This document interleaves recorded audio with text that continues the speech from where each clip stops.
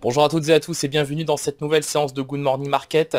Nous sommes le jeudi 21 mars et pour aujourd'hui nous avons des marchés qui repartent assez timidement de l'avant après l'intervention de Jérôme Powell et surtout après cette décision monétaire de la Réserve fédérale qui nous a indiqué hier qu'elle ne relèvera pas les taux en 2019. Alors évidemment, c'est une annonce qui a dans un premier temps été saluée par les marchés, donc à tel point que qu'hier on était reparti tout simplement en tendance haussière, vous allez le voir dans un instant sur l'indice DAX 30, mais la fête, j'ai envie de dire la fête, a été gâchée par Donald Trump puisque le président américain s'est tout simplement dit ouvert à l'hypothèse d'un prolongement des tarifs douaniers sur les produits d'importation chinois aux États-Unis. Alors ni une ni deux, les marchés ont immédiatement replié et ont continué d'ailleurs de se replier, notamment les marchés à terme, qui, on l'a vu ce matin avant l'ouverture des marchés actions, étaient bien ancrés en territoire négatif.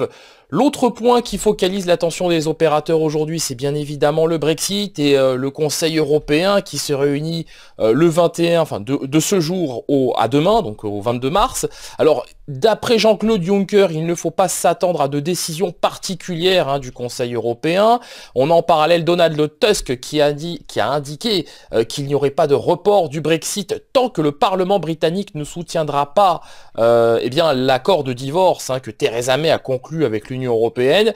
Donc on peut le dire, le Brexit est dans une impasse. Alors pour combien de temps, c'est la question qu'évidemment tout le monde se pose.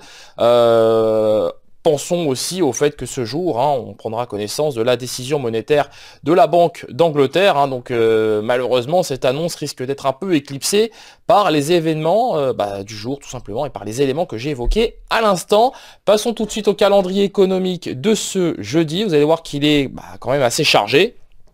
Alors, les ventes au détail au Royaume-Uni au titre du mois de février, donc ça c'est pour 10h30. La décision monétaire de la Banque d'Angleterre attendue à 13h qui risque d'être éclipsée par le Brexit et par les propos de Donald Trump qui secouent un peu les marchés ce matin. Et on s'intéressera comme d'habitude aux inscriptions hebdomadaires au chômage pour la semaine terminée au 16 mars. Donc bon, statistiques traditionnelles qui d'habitude, on peut le dire, secouent un peu les marchés, ou en tout cas qui a un impact tout à fait certain sur les indices.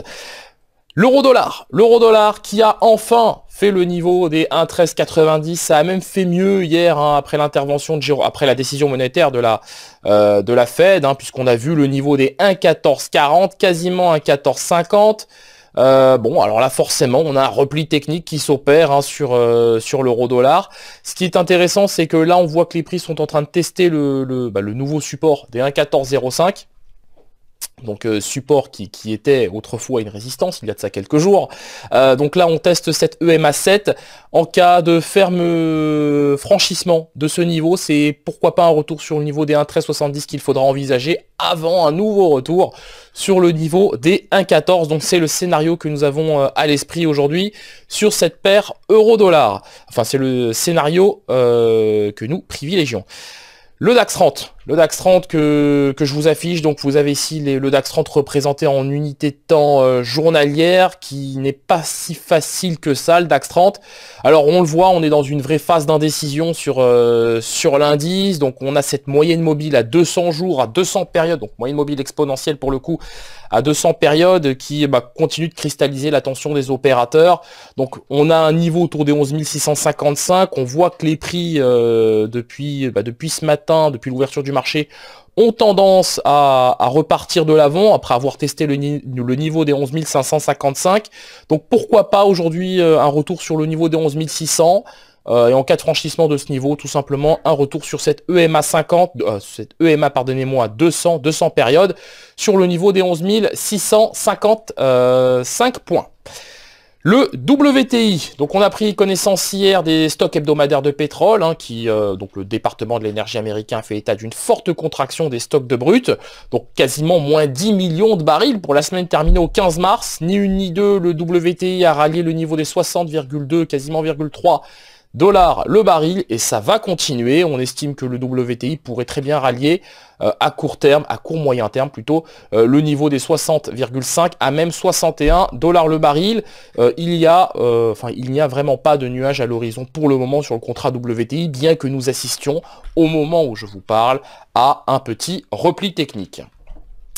Terminons cette analyse avec le métal jaune et donc le gold qui, bah voilà, forcément, hein, si le dollar se déprécie, on a le gold qui progresse. Donc notre scénario haussier sur le métal jaune se confirme. Hein, donc là, on est très clairement au-dessus de cette EMA 21. EMA 21 qui a préoccupé les opérateurs pendant un petit bout de temps. Donc là, on est sur le métal jaune en unité de temps journalière. 1317 dollars l'once. Le niveau que nous avons à l'esprit, c'est bien évidemment celui des 1323.